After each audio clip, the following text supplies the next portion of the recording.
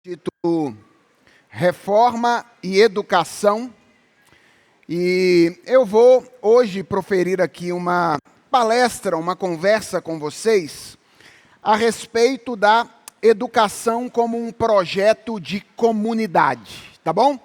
Esse é o meu objetivo através dessa aula. Num certo sentido, eu não vou falar sobre a reforma e a educação, olhando para o passado e como é que os reformadores ou a tradição reformada olha para esse campo da nossa vida cultural. Mas eu quero lembrar vocês que ser um reformado é enfrentar os desafios do seu tempo à luz de uma perspectiva reformada. Lembram daquele lema da reforma que é Igreja Reformada sempre se reformando. Então eu quero falar um pouquinho a respeito da educação cristã, vista de maneira ampla, pensando tanto no trabalho das famílias, quanto no trabalho das igrejas, quanto eventualmente no trabalho das escolas cristãs, como um projeto de comunidade. E o meu objetivo vai ser responder 3 perguntas durante essa manhã, bem didaticamente aqui, ou bem cartesianamente. Então, a primeira pergunta da manhã é: o que é ser uma comunidade? Então, essa é a primeira pergunta da manhã. A segunda pergunta é: por que nós devemos atuar comunitariamente no projeto de educação cristã? Ou por que o projeto de educação cristã é um projeto de comunidade? E em terceiro lugar, a terceira pergunta é: que tipo de comunidade nós precisamos ser para educar à luz da vontade de Deus? Então, 3 perguntas simples: o que é ser comunidade? Por que ser comunidade? E terceiro, que tipo de comunidade nós devemos ser? Então vamos aí à primeira pergunta da manhã. Afinal de contas, do que estamos falando quando falamos de uma comunidade? Então a palavra comunidade, se você for a um dicionário etimológico, você vai descobrir que ela vem do latim, da palavra communis, que significa literalmente comum, e portanto essa é uma palavra que nos remete à ideia de compartilhamento. O que é uma comunidade? É um grupo de pessoas que tem algo em comum, ou que compartilha alguma coisa. Ultimamente, vocês sabem, essa palavra tem sido muito utilizada em um sentido mais geográfico para nos referirmos, ou para as pessoas se referirem àqueles lugares periféricos das grandes cidades, que antes nós chamávamos de... Como é que nós chamávamos antes? Favelas, não é? E hoje nós chamamos de comunidades. Então a gente usa essa palavra num sentido mais geográfico hoje. E por que eu estou trazendo esse exemplo aqui? Porque ele pode dar a ideia de que ser uma comunidade é apenas compartilhar o mesmo espaço geográfico. Um grupo de pessoas que compartilham o mesmo espaço geográfico é chamado agora na nossa cultura de comunidade. Mas eu quero contrapor isso e dizer que isso não é verdade, ou seja, o compartilhamento de um espaço geográfico não identifica por si uma comunidade, e a própria aplicação dessa palavra a esses ambientes parece ter isso em vista. Porque qual é a finalidade de mudar a palavra? Ao invés de chamar de favela, chamar de comunidade. Parece ser chamar a atenção para a existência de vínculos mais profundos existentes entre as pessoas que vivem neste ambiente. Veja só, o meu objetivo aqui não é discutir essa aplicação, se ela é boa, se ela é ruim. Nosso evento não é de sociologia nem de política, o nosso evento é de educação. O meu objetivo é apenas dizer para você que quando a gente pensa na ideia de comunidade, a gente tem que transcender a dimensão do espaço geográfico que é compartilhado. Em outras palavras, uma comunidade não se define apenas pelas conexões espaciais que existem entre as pessoas, mas pelas conexões espirituais que existem entre elas. Então, pastor, o que é ser uma comunidade, de fato? É compartilhar, para além do espaço geográfico, determinados valores espirituais, determinados objetivos espirituais, determinadas práticas comuns. Então, quando eu digo, e esse vai ser o ponto mais curto da minha fala nesta manhã, que a educação cristã é um projeto de comunidade, o que eu estou querendo dizer é que educação cristã precisa ser feita por um grupo de pessoas que está engajado comunitariamente, compartilhando valores espirituais, compartilhando objetivos espirituais e compartilhando determinadas práticas comuns.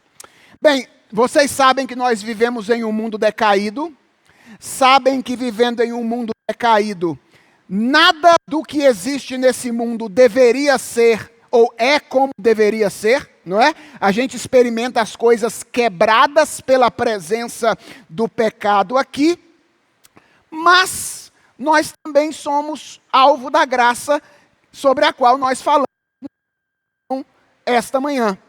E como alvos da graça, nós temos experimentado a existência de comunidades verdadeiras. Então, se você é de uma família cristã, você sabe que é possível viver a vida familiar não apenas como um amontoado de pessoas que está dentro do mesmo espaço, mas compartilhando valores, objetivos e práticas. Se você é membro de uma igreja saudável, você sabe que sua igreja não é perfeita, pelo menos eu imagino que não, porque a minha não é, mas se a graça de Deus lá está, você também sabe que é possível encontrar pessoas absolutamente diferentes, com características absolutamente diferentes, mas que milagrosamente têm um vínculo comum e que se une no sentido de realizar a obra do reino de Deus no mundo. Então, eu estou chamando a atenção apenas para o fato de que a graça de Deus se encarrega de ser essa cola espiritual que nos une, a fim de que nós sejamos verdadeiras comunidades. Então, até aqui temos a nossa primeira resposta da manhã. O que é ser uma comunidade? É ser um grupo de pessoas que têm características singulares diferentes, mas que se unem em prol de valores comuns, objetivos comuns e que adotam, portanto, práticas comuns. Essa era a parte mais simples da nossa conversa da manhã. Vamos agora para a nossa parte mais complicada. Por que é que nós devemos ser uma comunidade? E aqui eu quero apontar duas razões pelas quais nós devemos funcionar comunitariamente, e quero apontar um desafio da cultura contemporânea para que nós vivamos em comunidade que tem um impacto direto na maneira como nós educamos os nossos filhos, os membros de nossa igreja, os nossos alunos em nossa escola. Então vamos lá. Por que ser comunidade? A primeira razão para isso é que comunidade é o que nós fomos criados para ser, certo? Comunidade é algo que nós fomos criados para ser. Qual é o ensino mais básico da Bíblia a respeito da identidade humana. Quem somos nós, segundo a Bíblia? Nós somos imago Dei, ou seja, imagem e semelhança de Deus. E uma das coisas que a Bíblia diz a respeito de Deus, eu quero que você se lembre disso, é que embora Deus seja um, Ele também é três, certo? Ele é um Deus que subsiste em três pessoas. Então Deus é essencialmente comunitário e Deus executa comunitariamente todos os seus projetos na história. Vamos pensar nos dois grandes projetos de Deus, certo? O projeto da criação. A criação não foi uma obra exclusiva de uma das pessoas da Trindade. Muito pelo contrário, foi uma obra realizada comunitariamente por Deus, com a participação de cada uma das pessoas da Trindade. A criação é fruto do ordenamento do Pai, da atividade do Filho e da capacitação do Espírito Santo. Lembra de Gênesis capítulo 1? O Pai fala, a palavra de Deus atua, age, e o Espírito Santo choca a realidade, paira sobre a face das águas, como uma galinha paira sobre um ovo. É a Trindade inteira envolvida no ato de trazer a realidade à existência. Em Gênesis 1, o Pai fala, o Filho age e o Espírito Santo paira e a realidade vem à existência. É muito curioso como os evangelhos, quando registram o batismo de Jesus Cristo, usa essa mesma estrutura narrativa para relacionar a vinda de Jesus à criação. Se você se lembrar da maneira como os evangelhos narram o batismo de Jesus, você vai perceber que essas três coisas acontecem simultaneamente quando Jesus Cristo é batizado. O Pai fala, este é o meu Filho amado, em quem eu tenho prazer. A palavra atua e o Espírito Santo paira, desce sobre ele em forma de uma pomba, como que identificando o ministério de Jesus Cristo com Gênesis capítulo 1 e a narrativa da criação. É como se os evangelhos quisessem dizer, quando isso aconteceu pela primeira vez, o mundo veio à existência. Agora isso está acontecendo pela segunda vez. Isso significa que um novo mundo está sendo trazido à existência por meio da obra e do ministério de Jesus Cristo.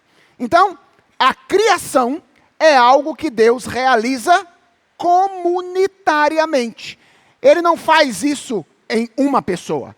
Ele faz isso com a presença e participação das três pessoas da Trindade. Mas não é só a criação que é feita assim. A redenção é uma obra que Deus realiza também comunitariamente. Porque a nossa redenção é elaborada pelo Pai, planejada pelo Pai, executada historicamente pelo Filho e aplicada subjetivamente a nós pela pessoa do Espírito Santo. Então, o Pai é quem nos elege antes da fundação do mundo, o Filho é quem morre por nós e executa historicamente a nossa salvação, e o Espírito Santo é quem aplica os benefícios da obra de Jesus Cristo a nós. Em outras palavras, não é uma pessoa da Trindade que realiza a salvação somente, mas é a comunidade trinitária que que realiza esta obra de redenção. O que eu estou querendo mostrar para vocês? Deus é um ser comunitário, ele age comunitariamente em seus grandes projetos, e o que a Bíblia diz a nosso respeito?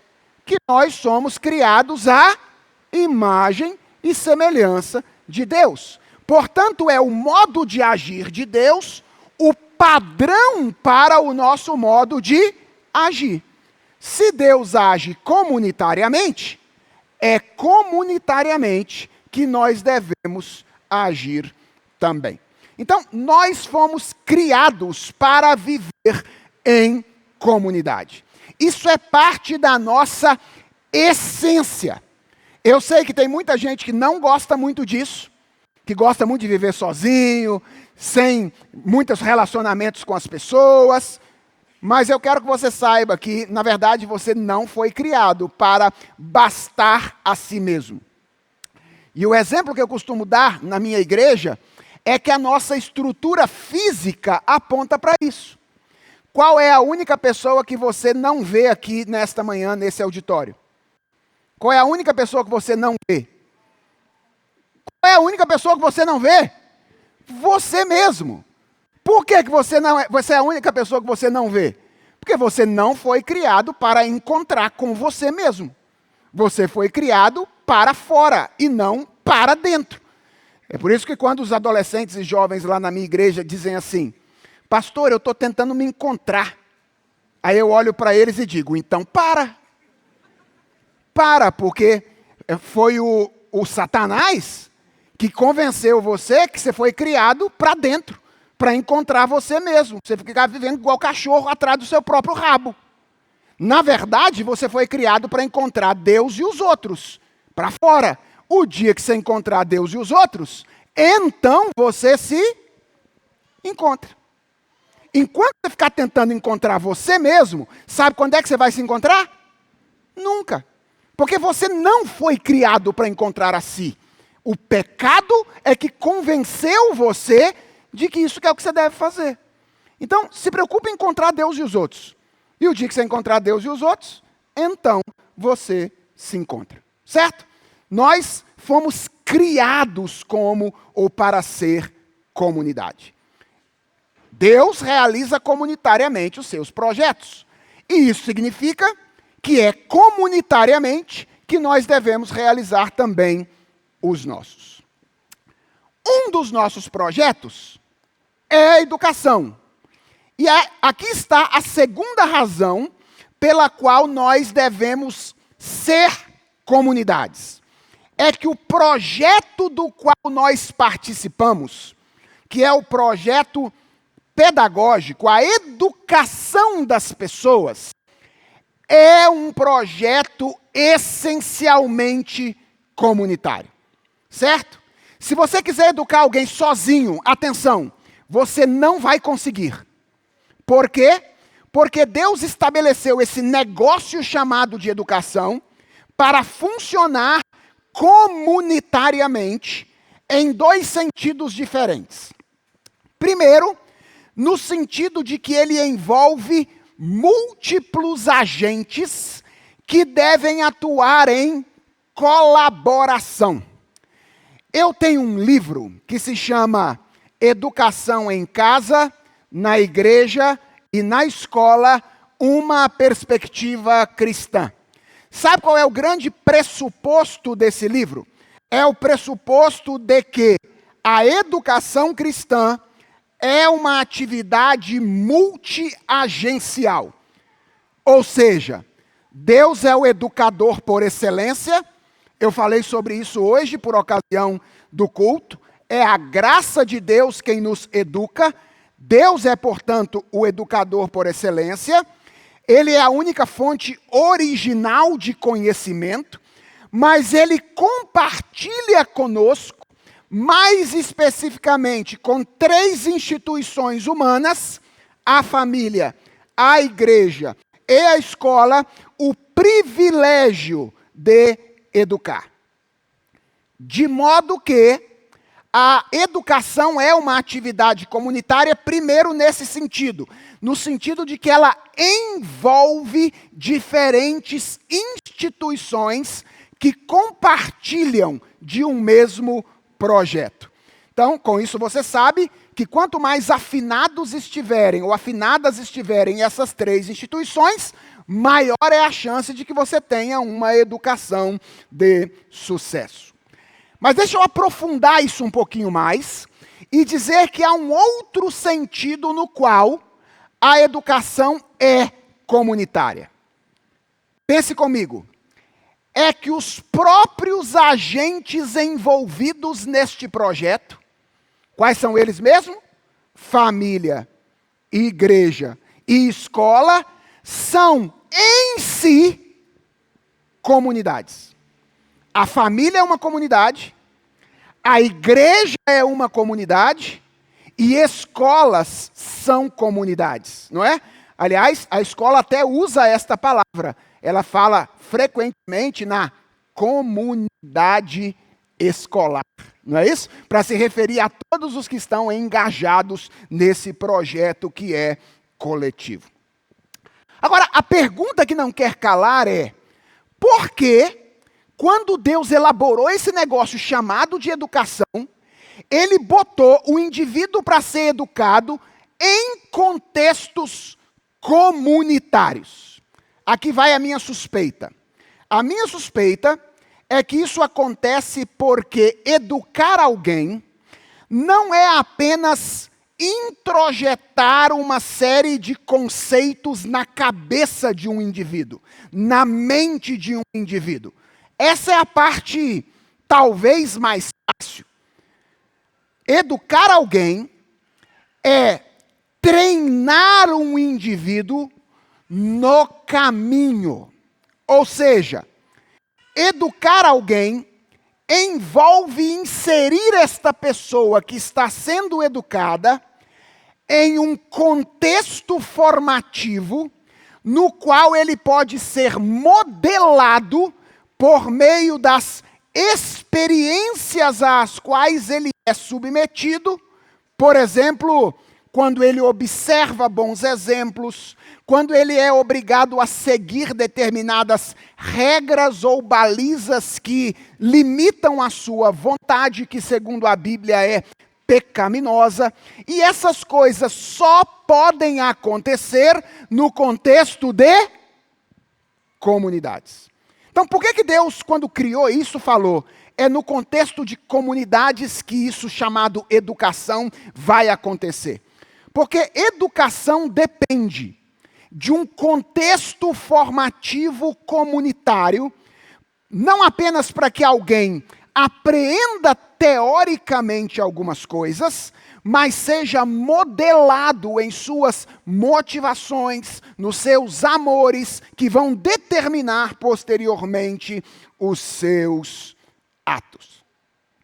Vejam, irmãos, o que é educar alguém? Vamos pensar nisso? Afinal de contas, a gente fala educação, educação, educação o tempo inteiro. Será que a gente tem uma boa definição do que é educação? O que é educar alguém? Aqui vai a minha definição. Educar alguém é promover o florescimento pessoal de um ser criado à imagem e semelhança de Deus, preparando-o para um tríplice relacionamento. O relacionamento com Deus, o relacionamento com os outros e o relacionamento com a realidade ao seu redor. Eu estou usando aqui os 3 mandatos criacionais: o mandato espiritual, o mandato social e o mandato cultural. Então, o que é educar uma pessoa? É pegar um sujeito que é criado à imagem e semelhança de Deus, mas ainda é imaturo, portanto, as suas potencialidades como sujeito criado à imagem de Deus ainda não estão desenvolvidas, e conduzir esse indivíduo à maturidade enquanto imago Dei. E isso vai ser visto nas relações que ele estabelece com Deus, com o próximo e com a realidade ao seu redor. E o que eu estou dizendo é o seguinte, é que não existe contexto mais propício para isso do que um contexto comunitário.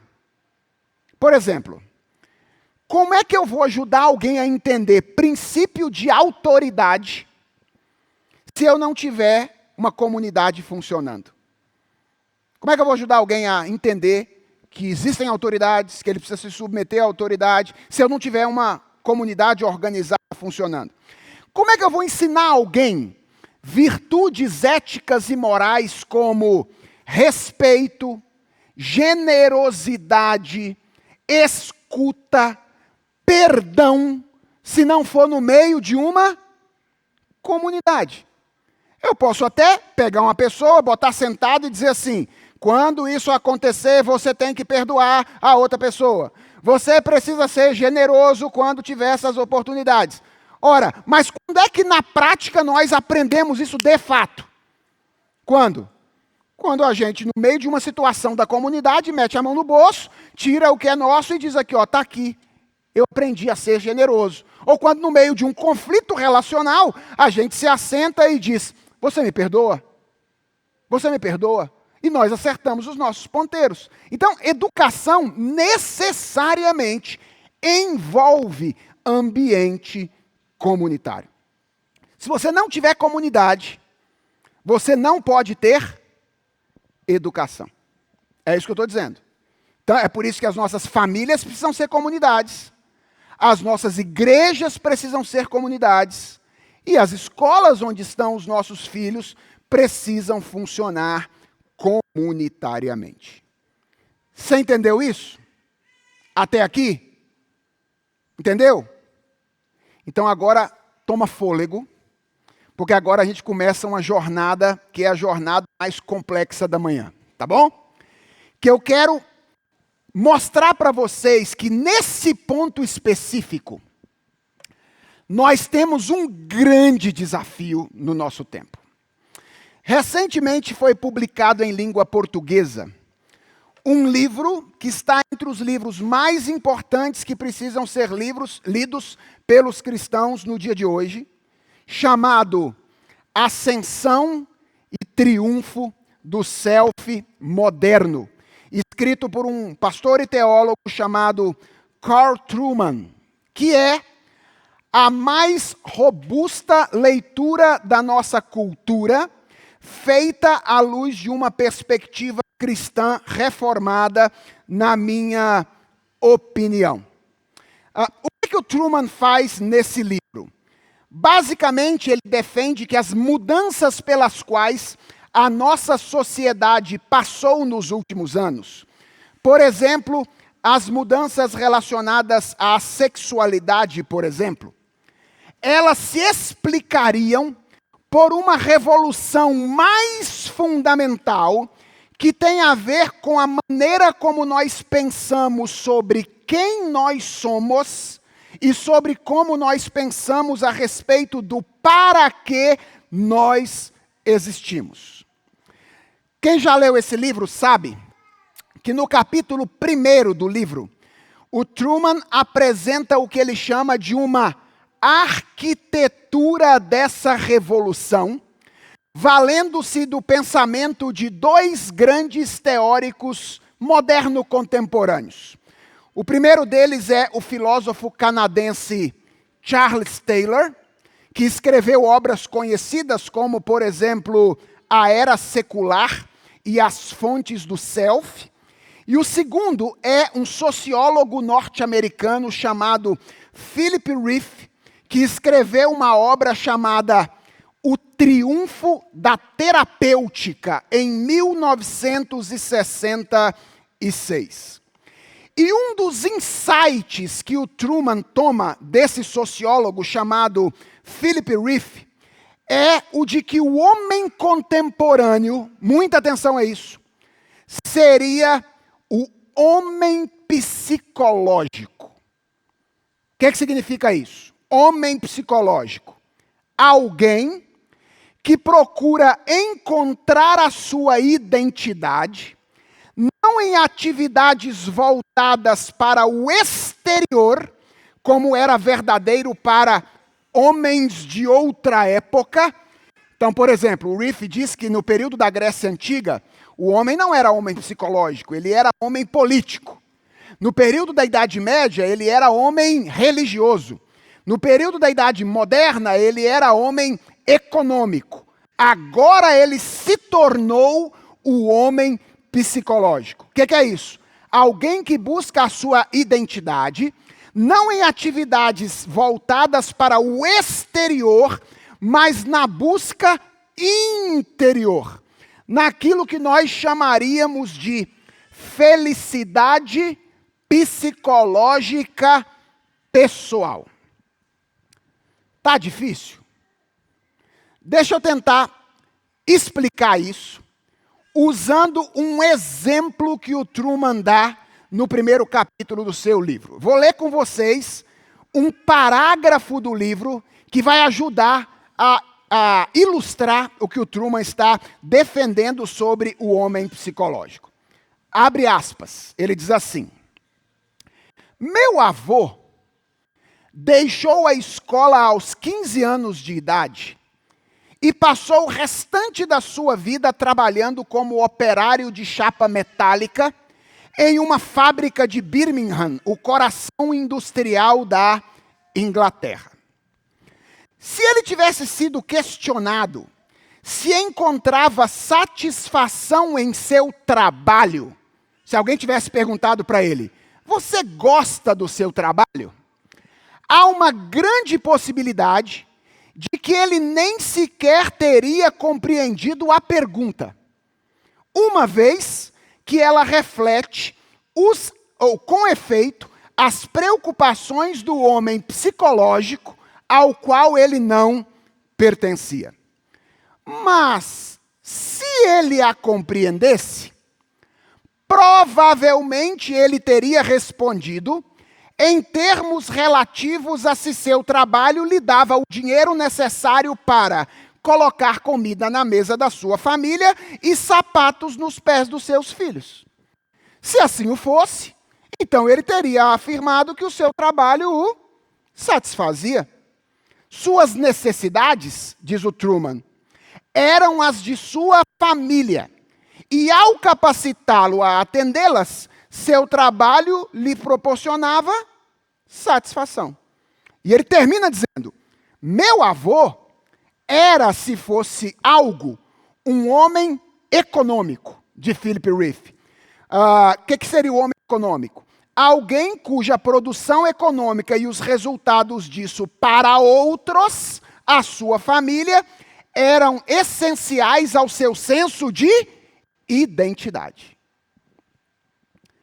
No entanto, se me fizerem a mesma pergunta, Truman é um professor, certo? Meu instinto é falar sobre o prazer que o ensino me proporciona, sobre a sensação de realização pessoal que sinto quando um aluno aprende uma nova ideia ou fica entusiasmado com algum conceito como resultado das minhas aulas. A diferença é gritante. Para o meu avô, satisfação no trabalho era uma questão empírica, voltada para o exterior e sem relação com seu estado psicológico. Para aqueles da nossa geração, e as subsequentes, a questão do sentimento é central. Entendeu o ponto? O que o Truman está dizendo com base no Rieff é, enquanto o homem econômico via a si mesmo em função da vida externa, o homem psicológico encontra ou busca a sua identidade em sua experiência interna. E o que isso tem a ver com educação? Já vamos chegar lá. Mas tem a ver com isso. O homem psicológico que vê a sua experiência ou a busca da sua identidade na experiência interior, busca ou faz do exterior um palco de afirmação, ou de autoafirmação e de acolhimento incondicional. E é aqui que a coisa vai caminhar em direção ao nosso interesse.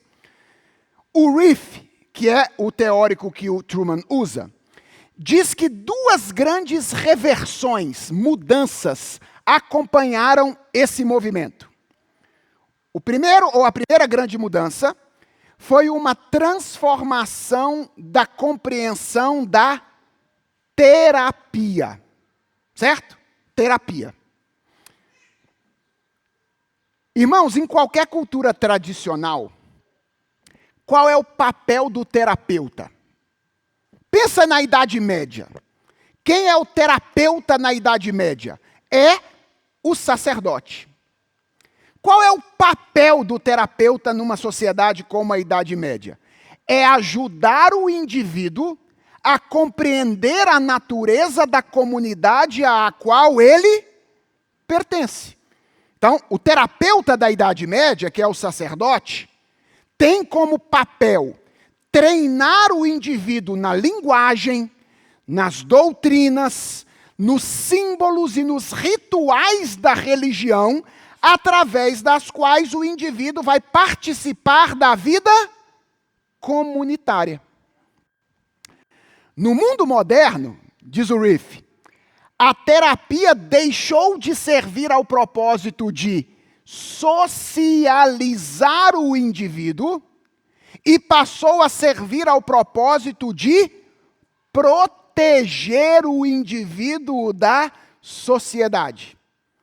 Mais especificamente, das neuroses que a sociedade cria, não permitindo a ele ser aquilo que ele deseja ser.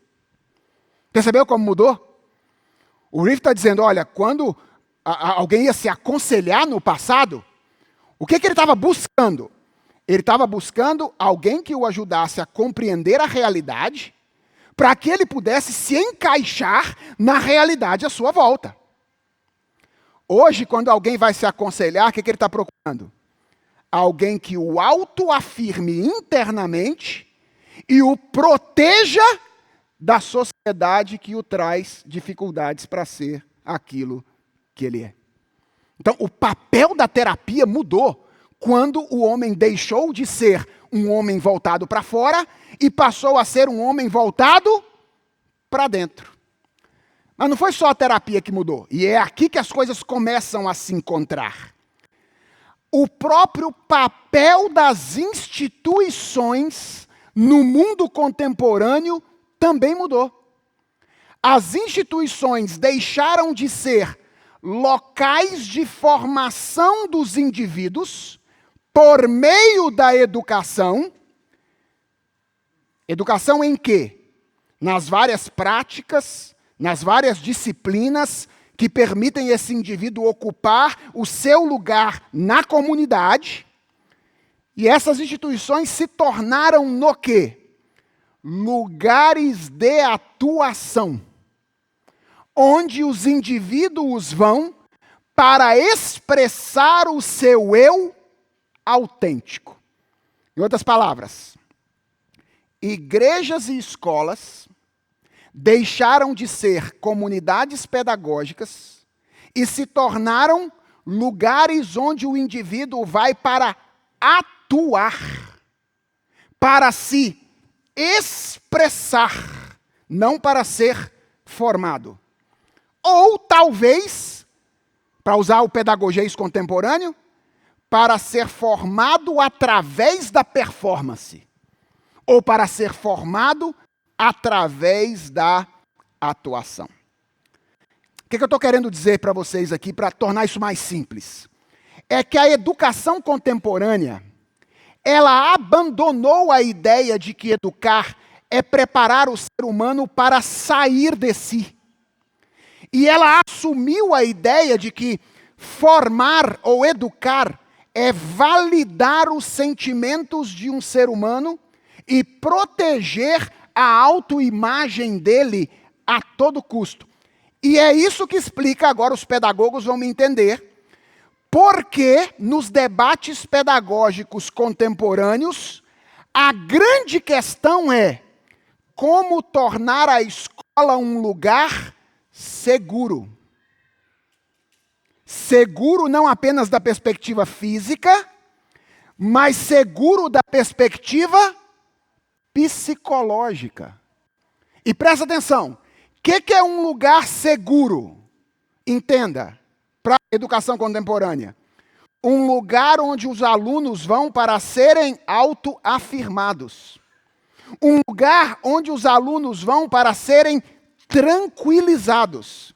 E não onde eles vão para serem expostos a ideias que podem desafiar as suas crenças e os seus compromissos mais profundos. O que sempre foi o papel da educação. Educação serve para quê? Para você olhar para dentro e dizer, será que eu estou pensando corretamente? Será que eu não tenho que mudar a maneira como eu estou enxergando as coisas? Será que eu não tenho que rever alguns dos meus princípios de outrora? Educação sempre foi isso. No entanto, no mundo contemporâneo, no mundo do homem psicológico, a educação foi transformada em um ambiente de autoafirmação, ou num ambiente que procura trazer segurança e tranquilidade para os educandos. E não se iludam, isso afeta todo mundo. Todo mundo. Certo? Por exemplo, o professor chama a atenção do aluno. O aluno vai para casa, conta para o pai dele. O que o pai dele faz? Vai brigar com o professor. Não é isso? Por que ele vai brigar com o professor? Porque o filhinho dele foi tirado do seu lugar de tranquilidade e conforto. Claro, eu não estou dizendo que tudo que um professor faça está correto. É claro que às vezes um professor pode exagerar na sua tomada de decisão. Mas se eventualmente o que aconteceu na experiência da relação de um professor com o meu filho foi que esse professor agiu de maneira mais severa, dentro dos limites, com a finalidade de ajudá-lo a entender alguma coisa, ao invés de brigar com ele, o que eu tinha que fazer?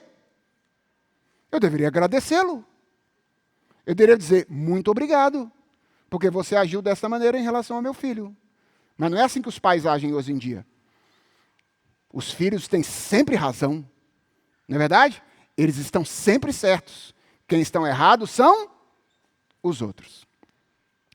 A mesma coisa acontece na igreja. A gente é professor de escola dominical de uma criança, e aí a gente vê que a criança está mal criada. E a gente está percebendo que se ela continuar nesse caminho, ela pode ir para caminhos que não são adequados. Mas a gente diz, eu vou deixar isso para lá, não vou falar nada com a família dessa criança, não. Eu não sei como é que ela vai reagir, eu não sei se ela vai virar a cara para mim. Então quer saber de uma coisa? Deixa isso para lá.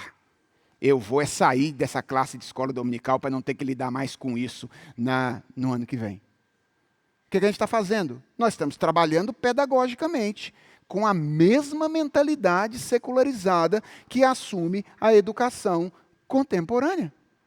Então, isso que diz respeito às famílias também pode atingir de alguma maneira a igreja. O que eu estou dizendo, irmãos, é que não tem jeito. Se nós quisermos ajudar as pessoas na sua formação cristã, nós não podemos trabalhar num paradigma sentimentalista. Se nós trabalharmos num paradigma sentimentalista, nós não vamos conseguir fazer absolutamente nada para a glória de Deus no mundo. Nós não vamos conseguir ser uma verdadeira comunidade. E eu estou dizendo isso porque, para mim, essa é uma das grandes pragas que afeta a igreja no mundo contemporâneo. O tal do sentimentalismo. O medo exagerado que nós temos de nos ferir uns aos outros. Deixa eu lhe dizer uma coisa. Não tem jeito. se nós queremos contribuir para a educação cristã uns dos outros, nós precisamos estar dispostos a ferir e sermos feridos. Não tem outro jeito. Não tem outro jeito. Nós temos que estar dispostos a ferir e sermos feridos. Por quê? Porque eu não sou perfeito. Eu imagino que você também não seja. E todos nós precisamos de aperfeiçoamento. E a Bíblia diz que são leais as feridas feitas pelos que amam. Atenção, só para deixar claro. Eu não estou dizendo que você deve fazer de ferir os outros o seu esporte. Certo? O pastor Felipe falou que nós temos que ferir uns aos outros. Era o que eu mais queria ouvir. Posso ficar tranquilo e sair dando pedrada em todo mundo agora. Não é isso que eu estou dizendo. O que eu estou dizendo é que se nós quisermos construir alguma coisa sólida para a glória de Deus, se existe uma praga que pode atrapalhar a gente, essa praga se chama sentimentalismo. A gente precisa acabar com isso. Nós não podemos trabalhar nessa mentalidade. Nós precisamos estar dispostos a ferir e sermos feridos. Então, isso é muito desafiador para comunidades cristãs, essa mentalidade contemporânea, ao mesmo tempo em que é uma oportunidade imensa para nós. Por que é uma oportunidade imensa? Termino aqui o meu segundo ponto. Porque essa mentalidade vai fracassar.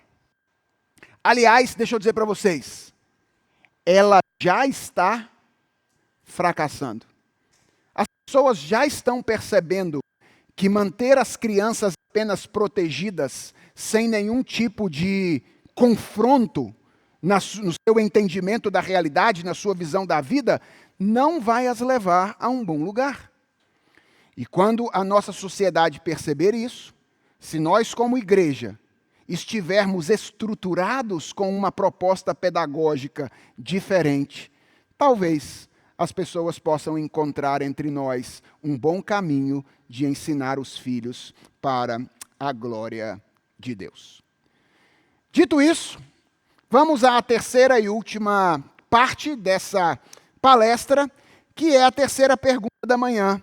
Que tipo de comunidade nós devemos, então, ser? E eu vou ser muito breve aqui, porque eu creio que nós precisamos usar aí algum tempo ainda para a interação. Então, depois de saber o que é ser comunidade, depois de saber por que ser comunidade, qual é o desafio que nós enfrentamos no mundo contemporâneo, a pergunta é: que tipo de comunidades nossas famílias, igrejas e escolas devem ser para que nós cumpramos este objetivo? Bem, minha resposta geral a essa pergunta é que elas precisam ser comunidades cristãs. Mas o que isso significa? E eu vou responder essa pergunta lembrando a vocês, só lembrando a vocês, algumas coisas da carta de Paulo aos Colossenses, porque essa foi uma carta escrita por Paulo a uma igreja vivendo um contexto de sincretismo religioso, ideológico, muito parecido como o nosso, com a finalidade de ressaltar a maneira como aquela igreja deveria viver. Então, o meu ponto é, nós podemos aprender com as orientações de Paulo aos Colossenses o tipo de comunidade que nós devemos ser. Então, primeiro, nós devemos ser comunidades cristocêntricas, ou comunidades centradas na pessoa de Jesus Cristo. Por que eu estou dizendo isso? Eu estou dizendo isso porque, vivendo no mundo em que a gente ouve muitas vozes, não é difícil a gente se tornar famílias, igrejas ou escolas que começam a girar em torno de outra coisa que não a pessoa de Jesus Cristo. E o que eu quero dizer é que ninguém pode ser uma comunidade educadora verdadeiramente, nenhuma comunidade pode ser verdadeiramente educadora se ela não girar em torno de Jesus. O que é girar em torno de Jesus? É não permitir que o filho, o membro ou o aluno, a família dele, o professor, um tipo de conteúdo, uma determinada cultura, uma determinada metodologia, o desejo de ver uma determinada metodologia pedagógica prosperar, nenhuma dessas coisas pode ser o eixo em torno do qual as nossas ações vão ser tomadas.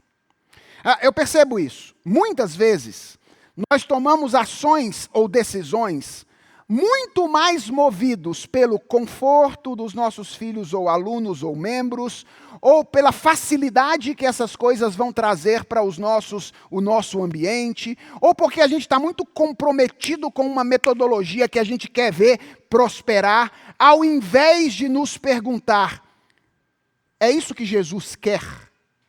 Foi isso que ele ensinou? Então, em primeiro lugar, precisamos ser comunidades que giram em torno de Jesus Cristo. Comunidades cristocêntricas. Em segundo lugar, nós precisamos ser comunidades que, e vocês vão se lembrar dessa expressão paulina, pensem nas coisas lá do alto. Pensem nas coisas do alto. E o que é que isso significa? Cultivar uma mentalidade que é informada e governada pela revelação de Deus em sua palavra. Irmãos, deixa eu dizer uma coisa a vocês que eu tenho percebido nos últimos anos. Nós vivemos no contexto de um evangelicalismo que ainda é um contexto muito irracionalista. Nós, às vezes, imaginamos que a nossa relação com Deus tem a ver com os nossos sentimentos, tem a ver com a nossa vontade, mas nem sempre nós estamos conscientes do quanto ele tem a ver com o nosso pensamento, com a maneira como nós precisamos pensar. E o que eu estou dizendo é que uma comunidade pedagógica cristã não será bem-sucedida enquanto ela não definir as coisas como Deus define, valorizar as coisas que Deus valoriza, rejeitar as coisas que Deus rejeita e que Ele revelou em sua palavra. E para isso há algumas coisas que eu acho que a gente tem que fazer. Primeiro, conhecer muito bem a Bíblia. Então, para nós educarmos nossos filhos bem, precisamos conhecer muito bem a revelação de Deus. Para educarmos os membros de nossa igreja bem, precisamos conhecer bem a palavra de Deus. Para educarmos crianças na escola ou numa comunidade de homeschooler, nós precisamos conhecer bem a palavra de Deus. Segunda coisa, e aqui eu vou ser um pouco mais enfático.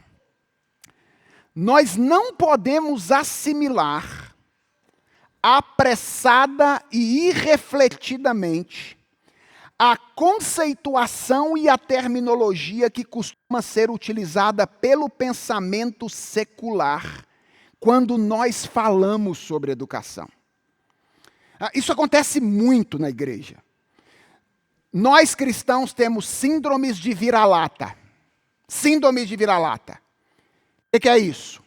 Nós achamos que nós precisamos seguir o tempo inteiro aquilo que os pensadores seculares estão dizendo a respeito das coisas. E a gente quer até validar o ensino bíblico pelo que pensadores seculares às vezes disseram. Não é isso? Olha, isso está na Bíblia, até o fulano de tal disse isso. Como se isso validasse aquilo que estivesse na Escritura. E sabe qual é a consequência disso?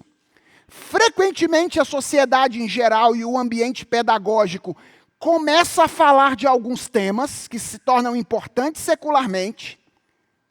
A gente se acha na obrigação de falar rápido demais sobre esses temas. E aí a gente recebe a linguagem que eles criaram, e sabe o que acontece conosco? Nós já começamos o debate derrotados. Por quê?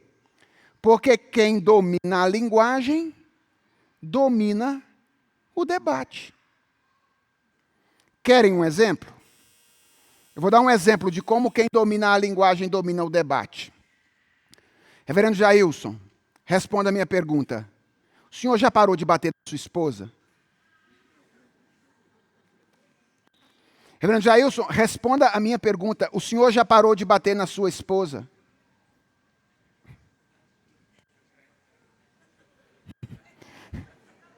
Qual é a fonte da dificuldade do Jailson?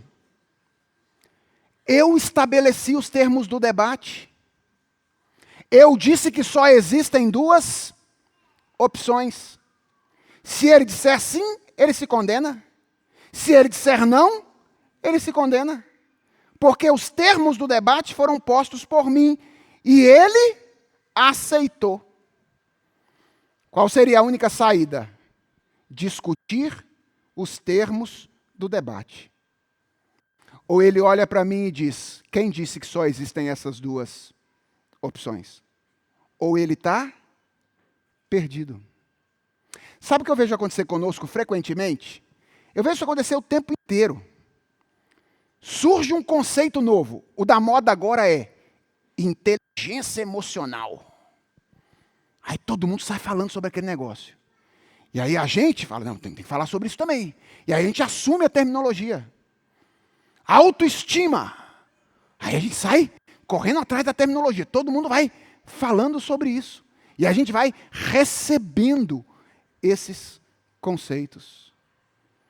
Veja, pensem nas coisas lá do alto. E não deixa de ser curioso que Paulo falou do alto. Não falou nem da esquerda, nem da direita. Mudando os termos da discussão, o apóstolo Paulo pegou um paradigma que é assim, ó, horizontal, e falou para a gente estudar e olhar para ele assim, ó, vertical. Porque o cristão não é nem de um lado nem de outro. O cristão é de cima. Ele é do alto. Eu estou dizendo isso porque é muito fácil a gente, nós que somos mais conservadores, olharmos para essa crítica como se ela fosse uma crítica à recepção de conceitos progressistas, simplesmente. Pode estender a crítica. Ela vale para um lado, ela vale para o outro. Pense nas coisas lá do alto. Nossos conceitos, nossas ideias, os nossos valores precisam ser derivados da palavra de Deus. Então, uma comunidade cristocêntrica, ela é regida pela palavra de Deus e pensa nas coisas lá do alto. E para isso, irmãos, deixa eu dar uma outra sugestão. Valorizemos a tradição cristã de pensamento. Eu acho impressionante como, às vezes, nós ignoramos o quanto ao longo da história, na nossa tradição bimilenar, já foi produzido. E nós ficamos apegados àquilo que está sendo dito agora, quando nós deveríamos olhar para trás e dizer, já há tanto tempo que nós temos produzido coisas a respeito deste assunto. Só para instigar vocês, dei um módulo há 2 semanas atrás, lá no Andrew Jumper, sobre um livro escrito por um grande teólogo reformado chamado Herman Bavinck, o grande teólogo reformado holandês, cujo nome é Fundamentos de Psicologia. Olha que interessante.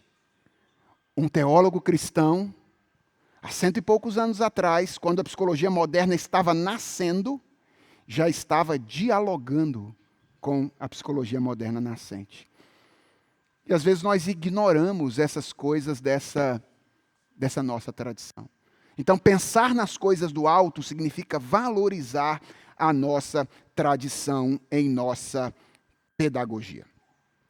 E por último, para terminar, uma comunidade, ou a comunidade que devemos ser, além de cristocêntrica e além de comunidade que pensa nas coisas do alto, precisa ser uma comunidade que tem um novo código de vestimenta. E aqui eu estou usando a metáfora que Paulo usa escrevendo aos Colossenses, que é a metáfora da troca de roupa para se referir aos hábitos cristãos, quando Paulo diz: revesti-vos, pois, de ternos afetos de misericórdia, de bondade, de humildade, de mansidão, de longanimidade. Acima de tudo isto, porém, esteja o amor, que é o vínculo da perfeição. Qual é meu ponto aqui? É que a cultura das nossas comunidades, famílias, igrejas, escolas cristãs, precisam ser encarnadas disso aqui. As culturas precisam ser encarnadas disso. Bondade, misericórdia, humildade, mansidão, longanimidade. Por quê? Porque não é apenas através do que nós falamos que nós ensinamos. Nós ensinamos também e talvez mais através do que nós fazemos. Esses dias eu estava dando uma palestra em uma outra cidade, em Vitória, no Espírito Santo, e alguém me perguntou assim: pastor, como é que eu ensino sobre Deus para uma criança de 2 anos de idade? Como é que eu ensino essas doutrinas difíceis a respeito de Deus, os atributos de Deus, para uma criança de 2 anos de idade? E eu disse a ela: de fato, é difícil fazer uma criança de 2 anos de idade experimentar abstratamente uma conceituação teórica sobre os atributos de Deus. Mas é fácil demonstrar de maneira encarnada para uma criança de 2 anos os atributos de Deus. Como é que você ensina uma criança de 2 anos quem Deus é? Sendo o mais parecido com Deus que você puder ser para ela. Porque, afinal de contas, quando nós dizemos que nós somos imago Dei, imagem de Deus, sem palavras o que nós estamos dizendo é: quer ver Deus? Olhe para mim. É isso. Quando nós dizemos que nós somos imagem de Deus, o que nós estamos dizendo é: quer ver Deus? Olhe para mim. Então, como é que as nossas crianças aprenderão essas verdades sobre Deus? Não apenas por meio do que nós dizemos para elas, mas por meio da encarnação da palavra de Deus em nossa vida comunitária. Então, além de ser comunidade cristocêntrica, além de ser comunidade que pensa nas coisas do alto, nós precisamos, se queremos ser comunidades pedagógicas cristãs, comunidades que encarnam a palavra de Deus na maneira como nós vivemos. Era isso que eu tinha preparado para essa manhã. São 12:50. Eu já passei da hora, não já? Já? Desculpem, irmãos. Foi mal, Jailson.